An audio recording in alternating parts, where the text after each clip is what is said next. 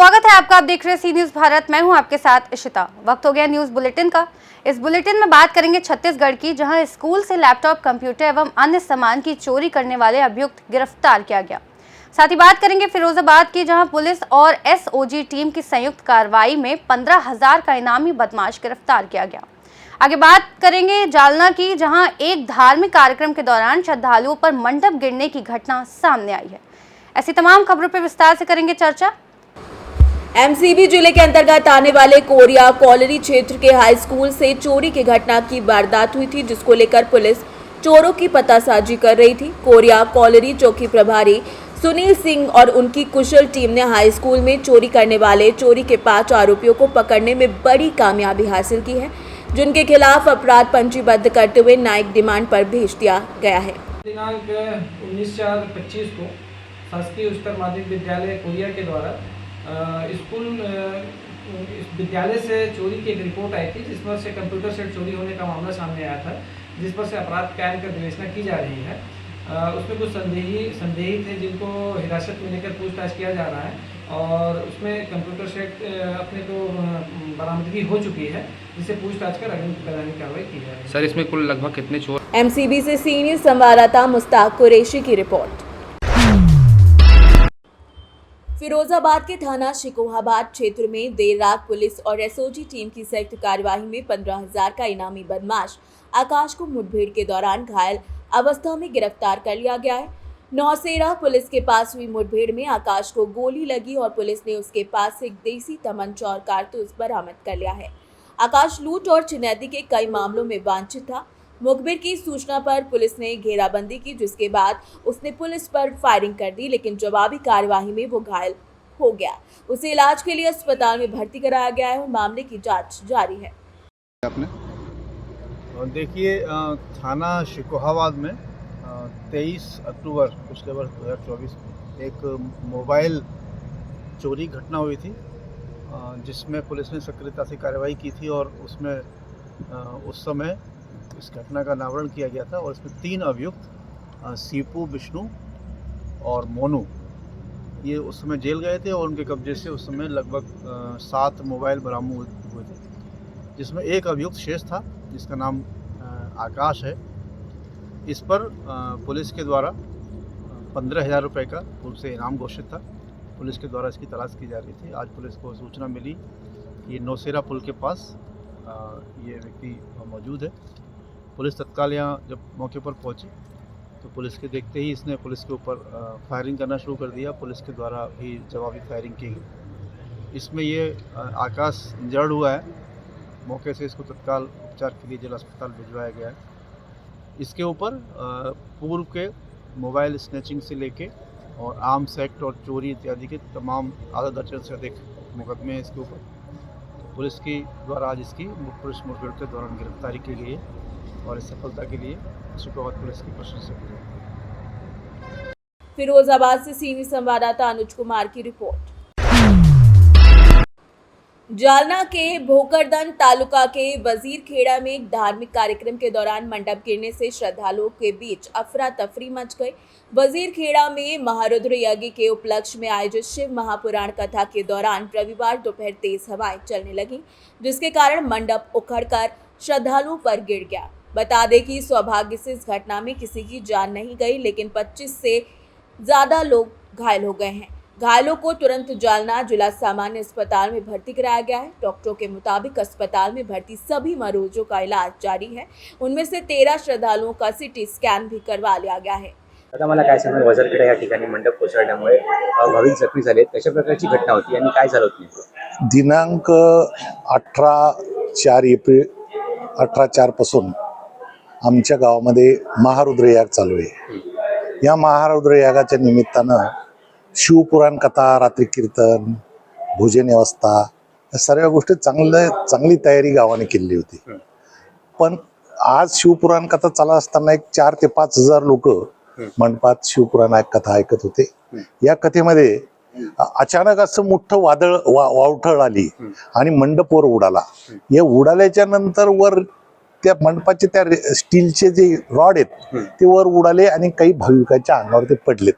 त्यामुळे काही भाविकांना त्याचा तर मार लागला. साधारण किती भाविक जखमी झाले? तसे सर्वसाधारण 20 लोक, 15 ते 20 लोक जखमी झालेत, पण काहीच्या भाविकांच्या डोक्याला मार लागला, म्हणून आता ती लोक आम्ही सिव्हिल हॉस्पिटल जालना इथे ऍडमिट केलीत, हसनाबाद PHC आणि त्या लोकांचे CT स्कॅन वगैरे करण्यासाठी, प्राथमिक समजा सर्व चेकअप करण्यासाठी इथं आता दवाखान्यात आणले.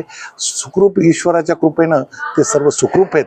याबद्दल आम्ही खरं म्हणजे आमच्या वज्रेश्वराचे त्याच्यावर आमच्यावर आशीर्वाद आहेत. त्याच्यामुळे काय नाव आपलं? माझं नाव गणेश पाटील फुके, मी जिल्हा परिषद सदस्य हसनाबाद गट आणि माजी सभापती पंचायत समिती भोकरदन. जालना से सीनियर संवाददाता शब्बीर पठान की रिपोर्ट। जालना जिले के भोकरदन कस्बे के पास फतेहपुर गांव में शिवानी गिरी नाम की युवती की संदिग्ध परिस्थितियों में मौत हो गई। पुलिस के मुताबिक लड़की की मौत विशाल बबलू आगम के घर पर हुई, जहां उसने फांसी लगाकर आत्महत्या कर ली, लेकिन लड़की के परिजनों ने इसे हत्या बताया। साथ ही साथ विशाल और उसकी मां पर आरोप लगाया। इस पर परिजनों और ग्रामीणों ने भोकरदन थाने के सामने धरना प्रदर्शन किया। पुलिस ने उन्हें समझाने का प्रयास किया, लेकिन वो किसी भी तरीके से मामले को समझौता करने के लिए तैयार नहीं थे।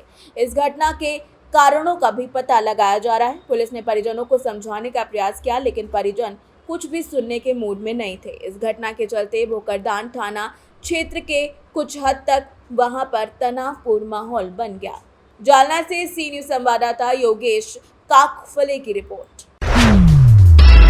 खगड़िया में आजादी के 77 वर्ष बाद भी पहली बार चुनाव आयोग ने राजनीतिक दलों की जमीनी स्तर पर भागीदारी को मजबूत करने के लिए यूथ बूथ स्तरीय एजेंटों को प्रशिक्षित किया, जो एक ऐतिहासिक और सराहनीय कदम है।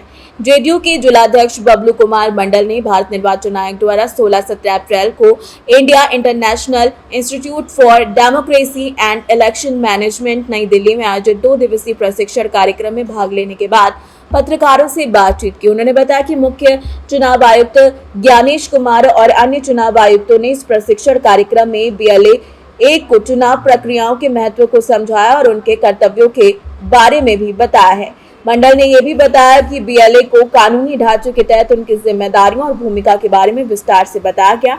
इसके साथ ही BLA को लोकसभा और राज्यसभा के कार्यों से अवगत कराने के लिए नए और पुराने संसद भवन और राज्यसभा भवन का भ्रमण भी कराया गया।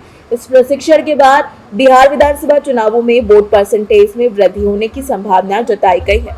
खगड़िया से सी न्यूज संवाददाता उमर खान की रिपोर्ट। उत्तर प्रदेश में प्रेम प्रसंगों से जुड़े मामलों का सिलसिला रुकने का नाम नहीं ले रहा है। मऊ जनपद के मुंशीपुरा ओवरब्रिज पर इस वक्त हड़कंप मच गया, जब एक युवती ने प्रेमी के परिवार वालों से मिली ठोकरों के बाद ओवरब्रिज से छलांग लगाकर खुदकुशी का प्रयास किया। प्रत्यक्षदर्शियों के मुताबिक युवती की जान स्थानीय लोगों की तत्परता की वजह से बच पाई। उसका इलाज भी अब जारी है। घायल युवती ने भावुक होकर बताया कि पिछले 7 महीनों से एक युवक के साथ वो प्रेम प्रसंग में थी। दोनों फोन पर बात करते थे और रिश्ते में बनने का सपना देख रहे थे। एक दिन पहले वो प्रेमी के साथ वाराणसी भी गई, जहाँ युवक के परिवार और युवती की मां से बातचीत के बाद निकाह की रजामंदी मिल गई, लेकिन जैसे ही दोनों वापस मऊ लौटे, परिवार ने धोखा दे दिया। प्रेमी को कहीं छुपा दिया गया और युवती को घर से निकाल दिया गया। निकाह से इनकार और बेइज्जती से युवती को तोड़ दिया गया और उसने फिर यह आत्मघाती कदम उठाया। डॉक्टर प्रदीप यादव जिला अस्पताल मऊ के आकस्मिक कक्ष प्रभारी ने बताया कि युवती के सिर और पैरों में गंभीर चोटें आई हैं। प्राथमिक उपचार किया जा रहा है। कुछ टेस्ट के बाद ही स्थिति की गंभीरता का पता चल पाएगा। फिलहाल उसे निगरानी में रखा गया है। फजीलत परवीन। क्या हुआ कि तुम ऐसा की? हम एक लड़के से बात करते थे।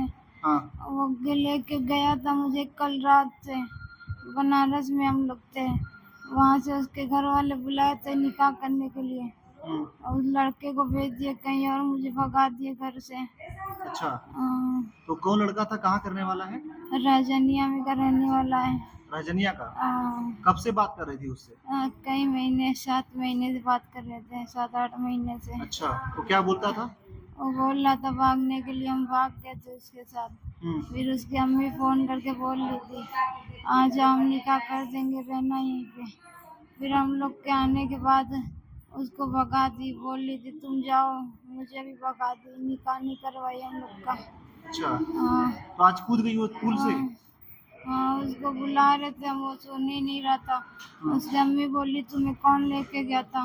वो बोल रहा है कि मैं नहीं लेके गया था, ये खुद ही गई थी।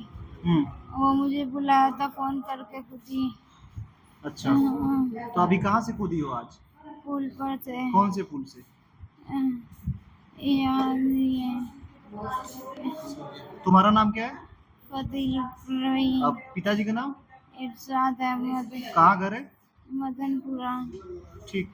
एक मामला आया है, कोई लड़की पुल से कूदी है, क्या नाम है और कहाँ की घटना है? जी, हमारे पास जो एक लड़की है, इसका नाम बदिलत परवीन है और ये इसके फादर का नाम इरशाद अहमद है।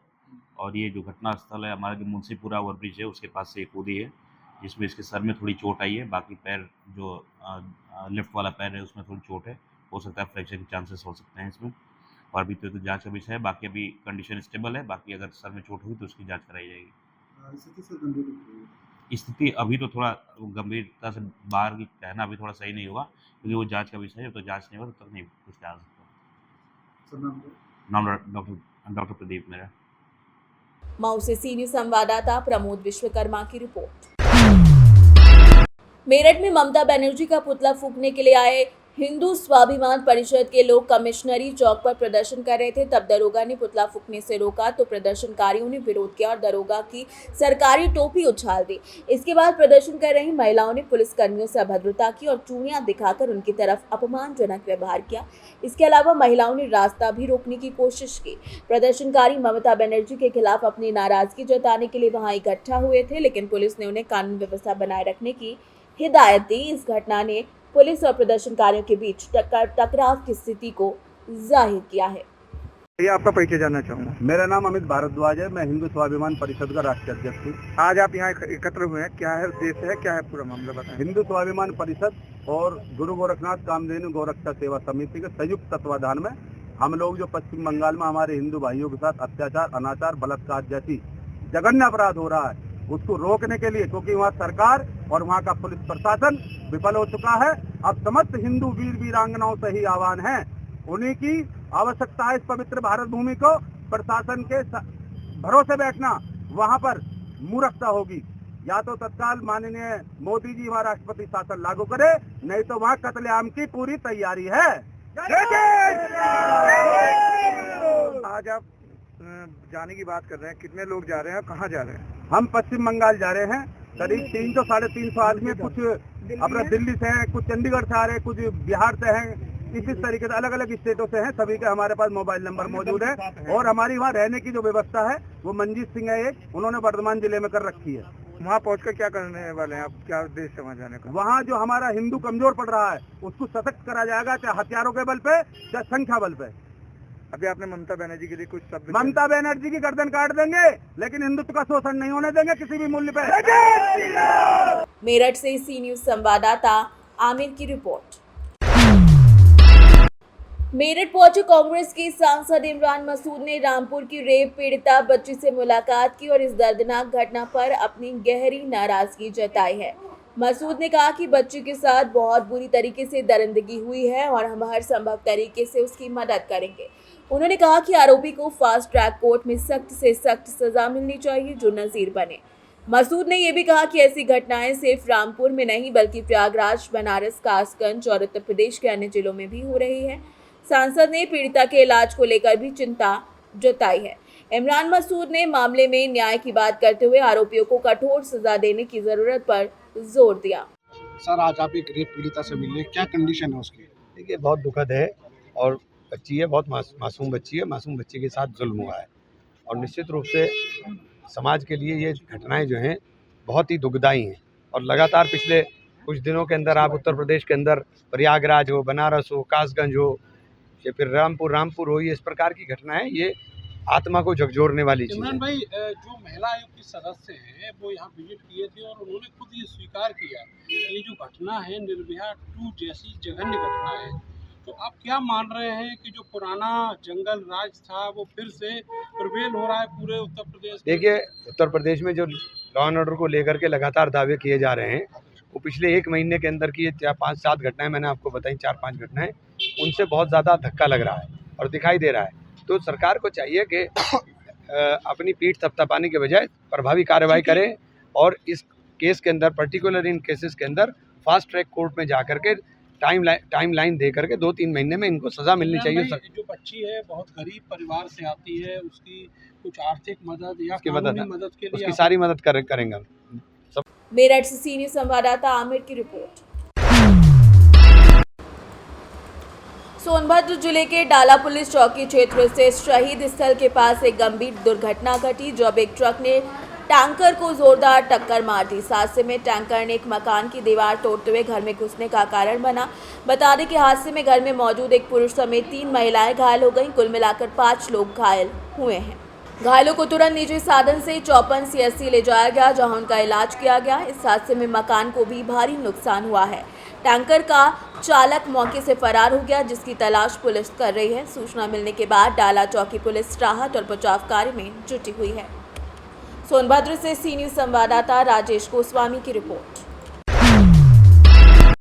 सुल्तानपुर के बल्दीराय थाना क्षेत्र स्थित पूरे लाला मजरे सोनवर्षा गांव में बीती रात संदिग्ध परिस्थितियों में आग लगने से एक दर्दनाक हादसा हुआ। हरीश वर्मा के घर में रात तकरीबन 12 बजे आग लग गई, जिससे उनकी लगभग 2 साल की बेटी पूनम की जलकर मौत हो गई। वहीं उनकी पत्नी गीता गंभीर रूप से झुलस गई।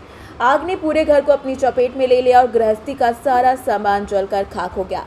स्थानीय लोगों की मदद से आग पर काबू पाया गया और झुलसी महिला को अस्पताल में भर्ती कराया गया, जहां उसकी हालत गंभीर बनी हुई है। पुलिस ने घटनास्थल पर पहुंचकर मामले की जांच पड़ताल शुरू कर दी है, लेकिन आग लगने के कारणों का फिलहाल पता नहीं चल पाया है। सुल्तानपुर से सी न्यूज़ संवाददाता जगन्नाथ मिश्र की रिपोर्ट। इस बुलेटिन में फिलहाल इतना ही। देश और दुनिया की तमाम बड़ी जानकारी के लिए देखते रहिए सी न्यूज़ भारत।